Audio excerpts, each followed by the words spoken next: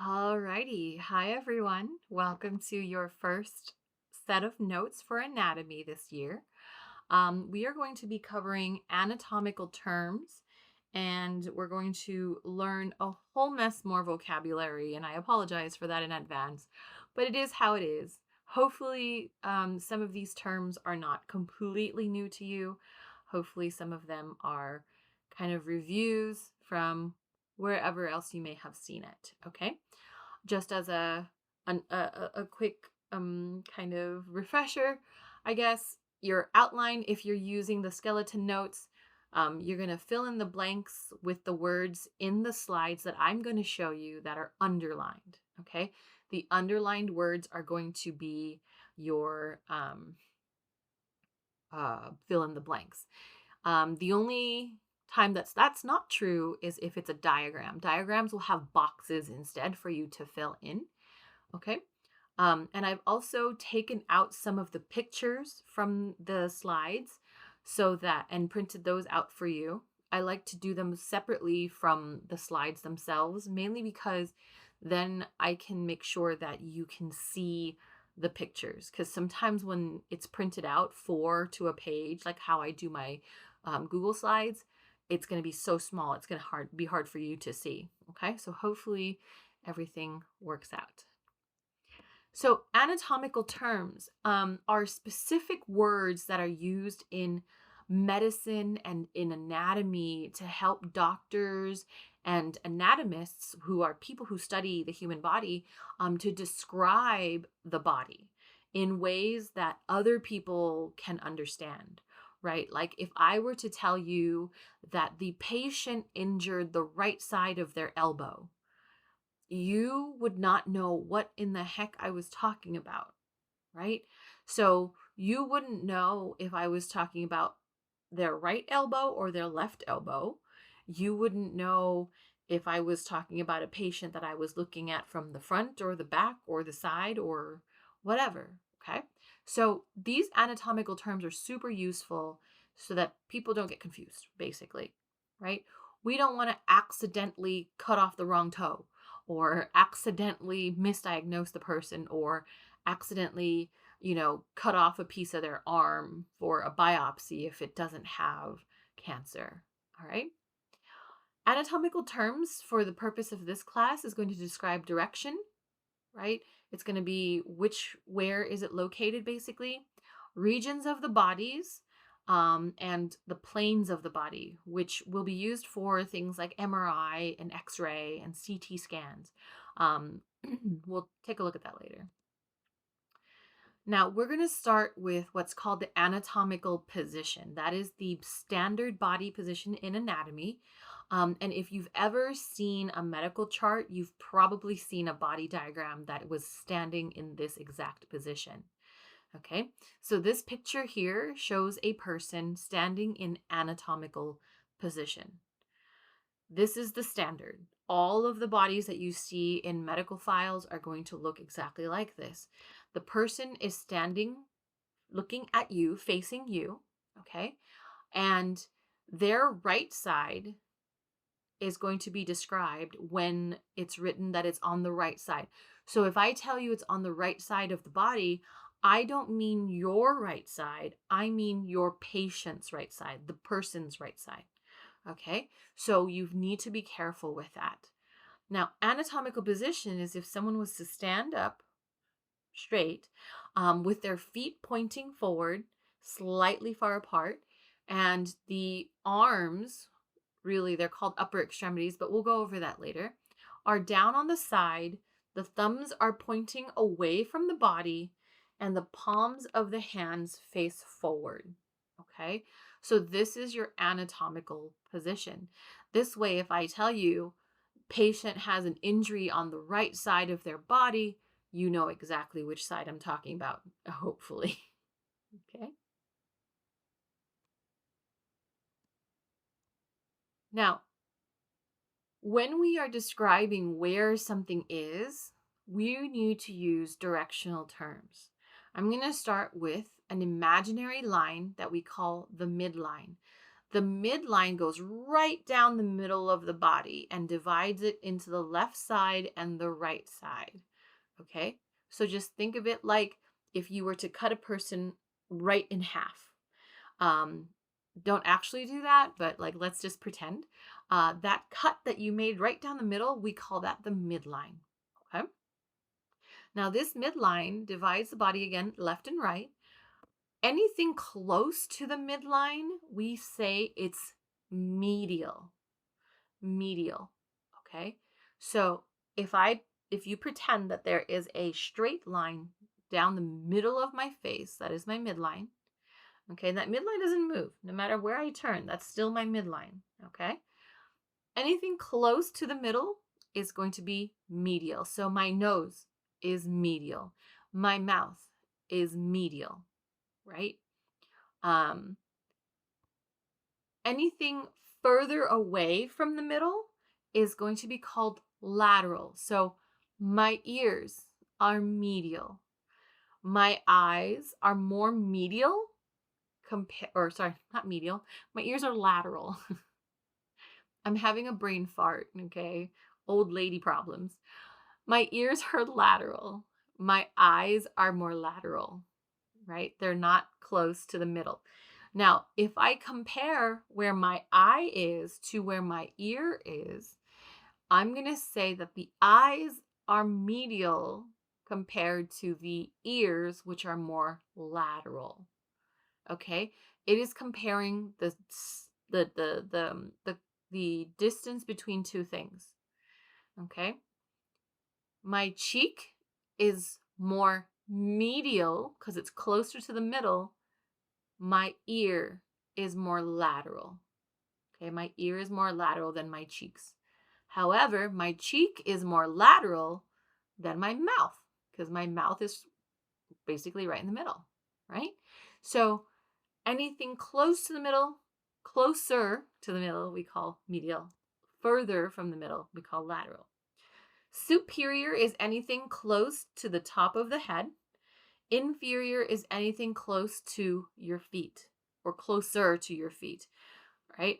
So my eyes are more superior than my neck,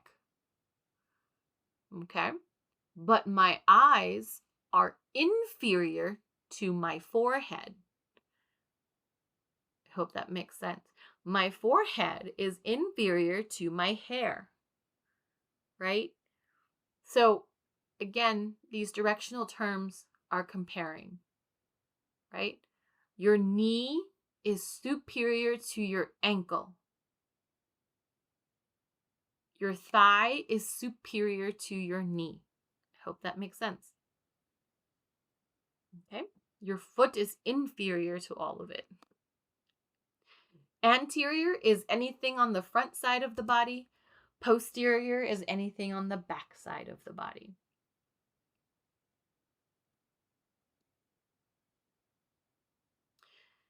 Now, these two terms, proximal and distal, sometimes confuses students a little bit. Okay? Proximal describes any part of your upper extremity or your arms, like we call it in regular everyday English. Anything that is closer to the solid part of your body, that is called proximal. So my shoulder is the most proximal part of that, right? My elbow, if I compare it to where my fingers are, my elbow is proximal, but my fingers are distal, right? Distal is far away from the solid part of your body. Okay? So my elbow is proximal, my fingers are distal. My wrist is proximal, my fingers are distal. But if I compare my elbow to my wrist, my elbow is more proximal, my wrist is more distal. Deep is anything that is inside of the body, like far inside the body. Superficial is close to the skin. That's why sometimes you hear people say like those who are like obsessed with their looks are superficial, right? Because they only care about what's on the outside. Superficial means close to the surface. Deep means far from the surface. Okay? And the surface of your body is your skin. All right? So this diagram is on the extra piece of paper with all the other diagrams. This dotted line represents the midline. Okay? It's a little crooked, I know. It's just because I can't draw things properly, but that's okay. Anything close to the midline, okay? Notice there's an arrow, you guys. These are arrows. They are pointing in the direction where it is more medial. The closer to the front of the arrow you are, the more medial you are, okay? So close to the midline, which is why these arrows point to the midline, is medial. Away from the midline, which is why these arrows, the green arrows here, point away, that is lateral. Okay? Notice that inferior points all the way down, so anything closer to the ground is going to be inferior. Superior points all the way up, so anything close to the top of your head is superior. Okay? Distal, when you use distal and proximal, you're using it to describe things that are in your lower part of your body, right? And the arms right here. We're going to call them arms for now, okay? They're not actually. But here is the solid part of your body, the trunk of your body right here. If anything is closer to it, like say your shoulders or your hips, right? We call that proximal. Anything far away from this solid trunk part of your body, we call distal. So like fingers and toes. That's why they point away from the trunk of the body. Okay? And then, oh, I forgot. Anterior to the front, posterior to the back. Deep is farther inside. Notice again, they have arrows, you guys. Okay? And superficial means closer to the surface. Now, if you want more of a detailed description, you can open your book to page 14 and look at that as well. Okay. Your body is also divided into different body regions, and we're going to learn them because in medicine, we don't call this whole thing from your shoulder to your fingers the arm. Okay. We call it the arm in everyday speech, but it's not. So we need to be able to learn these science terms, for different parts of the body. My bad. All right. The head, the entire head, we call that the cephalic region. The neck, we call that the cervical region, not to be confused with the cervix, okay? This is not the cervix, because that would be weird. This is the cervical region, okay? The thoracic region is going to be the chest. The abdominal region is your belly or your tummy, right? The dorsal region is your back. Now, this whole area, this solid part, we call it the trunk of the body, right? So anytime you see or hear someone call it the trunk, know that it's this whole region with your chest and your abdomen and your back, which I forgot to add, but that's okay. You get the idea, okay?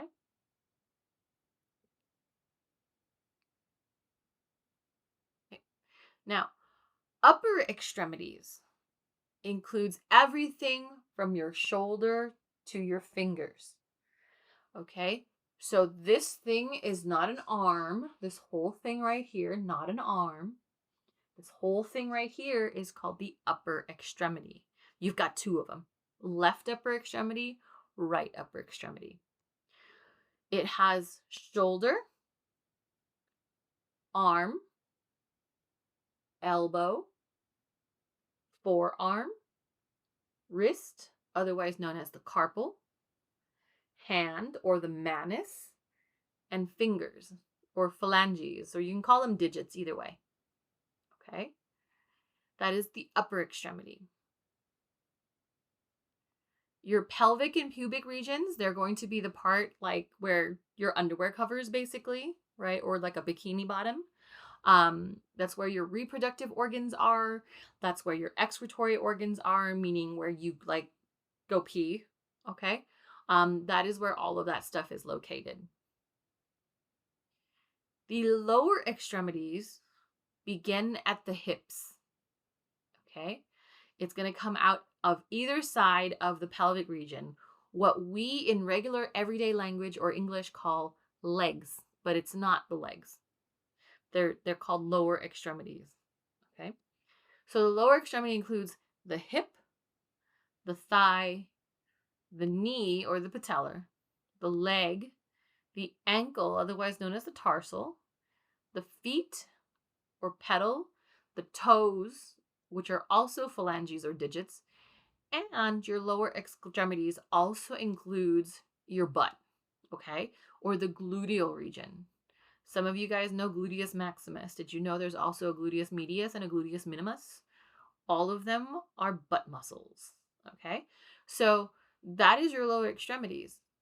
It's more than just a leg, because the leg really is just from the knee to the ankle, okay?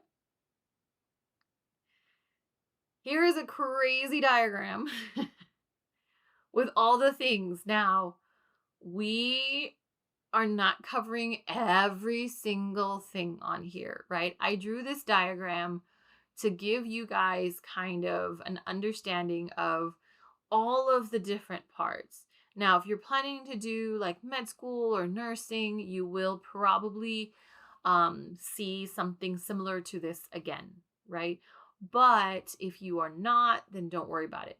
When we review these notes, we are going to pinpoint the ones that are going to be important for this class. But this is here for people who want to have the information ahead of time. You can also look at page 13 for more detail as well. Now, body planes. As I've mentioned before, body planes are going to be used for things like MRI and CT scans and x-rays, right? So basically what these things do is they take a scan of your body. They go zoom, zoom, zoom, zoom, zoom, zoom. And it's just like it takes a picture every few millimeters in order to see what your body looks like on the inside. Okay? So that is what I mean when that the body is cut.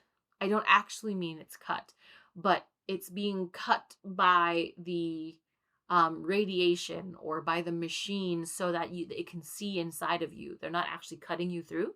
They're just taking a picture. Okay? There's always going to be a description of the body plane that is being shown. If you look at any of the MRIs or x-rays that you have ever had, in your book, pages 15 to 17 has some sample pictures of MRI versus CTs versus x-rays and all that stuff. So please take a look if you are interested.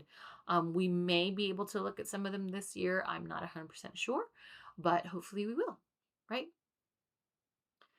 All right. So there are three main body planes: the sagittal, the frontal plane, or otherwise known as the coronal plane, and the transverse or the horizontal plane.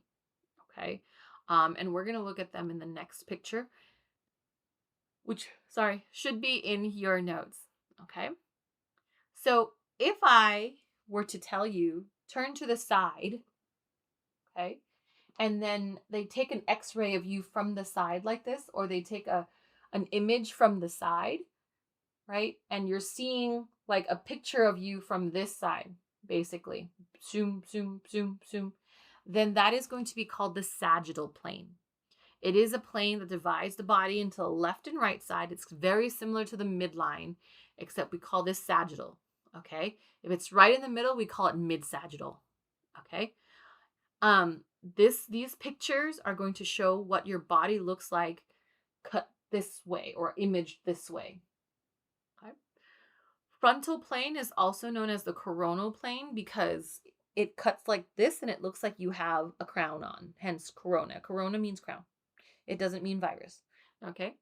So that is the frontal plane. That is basically taking a picture of you from the front, like an x-ray. If you've ever gotten like a chest x-ray or something where you're facing the machine, that is the frontal plane. Okay.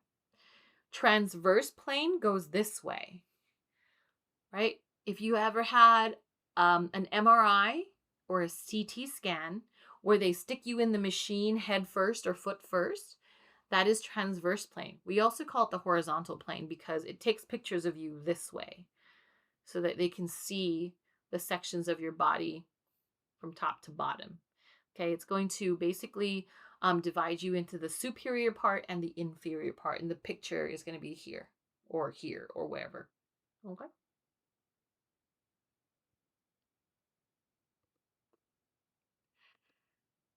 Now, inside of your body, you have two main spaces that are going to provide your organs, like your stomach and your heart and your brain and your lungs and stuff, room to basically grow and sit inside of your body. And it helps to protect those organs inside your body too. Okay. The dorsal cavity is on the posterior side, which is the back side of the body. It has three layers of membranes. We call them the meninges. Okay. And they are filled with fluid called cerebrospinal fluid. Now, we're going to talk more about the meninges and the cerebral spinal fluid when we do the nervous system. So don't worry too much about that right now. Just know that your posterior dorsal cavity is going to have meninges to help protect the organ inside and fluid to help protect the organs inside. Okay. These are the layers of the meninges. I'm not going to quiz you on them right now. Again, we will go more into detail when we take care of the nervous system. But the three layers are called the pia mater, the arachnoid mater, and the dura mater. Okay. Mater means mother in German. I don't remember what pia means, but I know that dura mater means tough mother, and arachnoid mater means spider mother. And I don't know what pia means.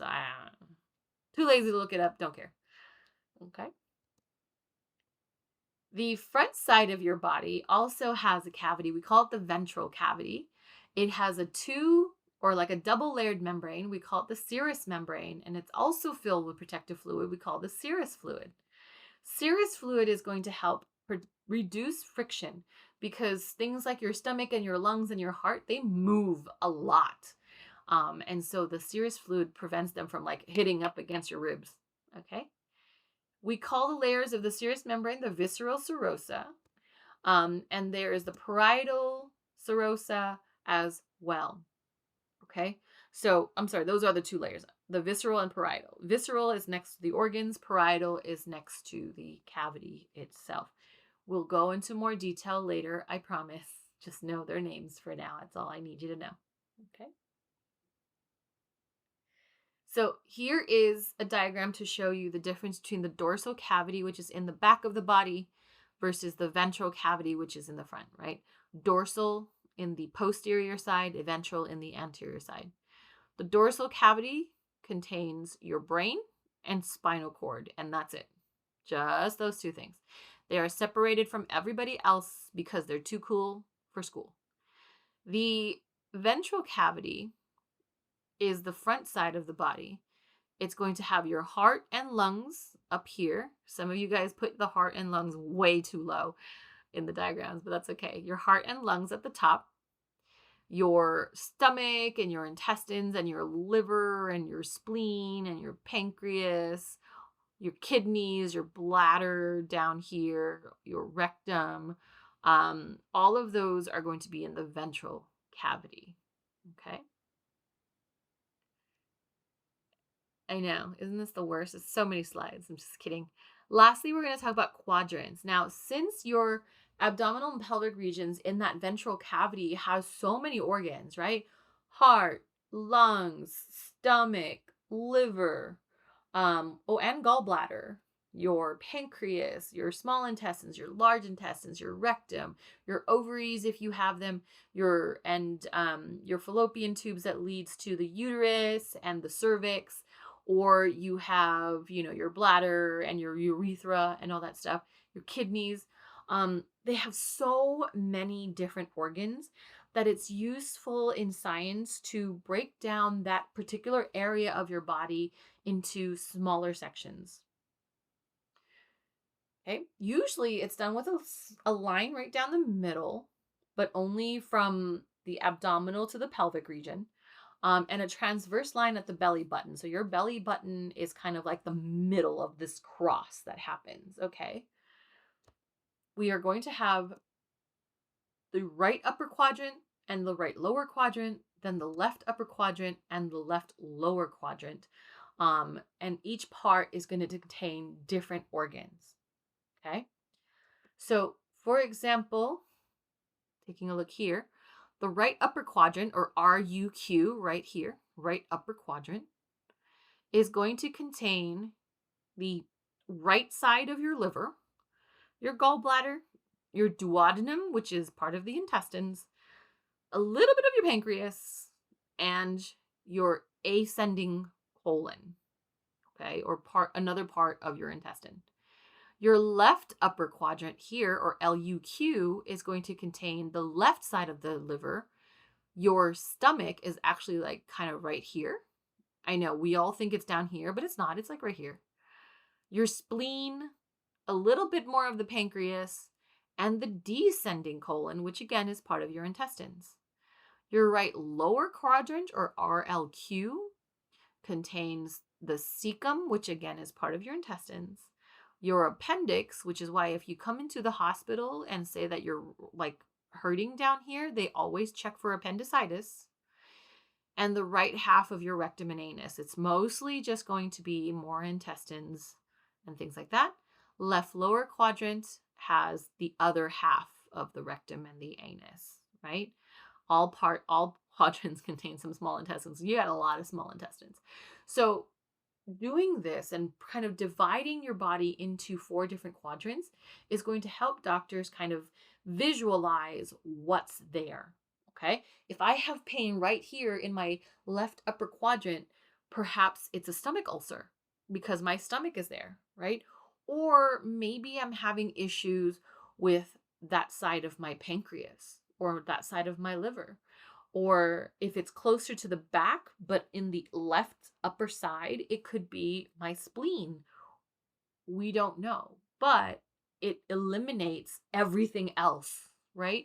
So this is the usefulness of quadrants. All right. Again, this picture is also in the image handout for you guys. If you have questions, let me know. That ends our notes. Bye.